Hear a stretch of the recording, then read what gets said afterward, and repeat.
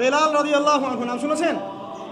যখনই নবী সাল্লাল্লাহু আলাইহি ওয়াসাল্লাম জান্নাতে যেতেন, মানে জান্নাত আল্লাহ পাক তাকে দেখাতেন, তখনই তিনি তার বেলাল রাদিয়াল্লাহু আনহুর পায়ের শব্দ শুনতে পারতেন। আর একজন যোগ্য নেতা যিনি, তিনি তার অনুসারীর পায়ের শব্দও চিনেন। কথা বুঝতে পারছেন? আচ্ছা, গলার ভয়েসও চিনেন। তো বেলাল রাদিয়াল্লাহু আনহুকে তিনি জিজ্ঞাসা করলেন, ইয়া হে বেলাল, তুমি কি এমন আমল করো যার ফলশ্রুতিতে তুমি জান্নাতে আমার সামনে সামনে হাঁটছো? সুবহানাল্লাহ। কোন বেলাল? যিনি একজন কৃতদাস ছিলেন, নিগ্রো, কালো, দেখতে হয়তো আপনার আমার মতো সুন্দর না, তাই না? আফ্রিকান মানুষ, যাকে ওই যে রোদের মধ্যে শুয়ে পিটানো হয়েছিল, হয়নি? সেই বেলাল রাদিয়াল্লাহু আনহু।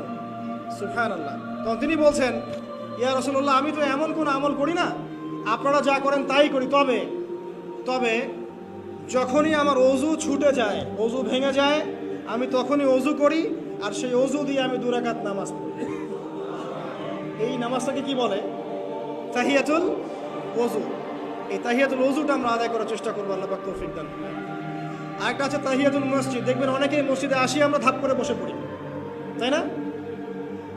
আসলে কিন্তু মসজিদে এসে 2 রাকাত নামাজ পড়ে বসা সুন্নাত। মসজিদে একটা হক আছে, মসজিদে আসলেন, 2 রাকাত নামাজ পড়লেন, সংক্ষিপ্ত আকারে পড়লেন, পড়ে বসবেন।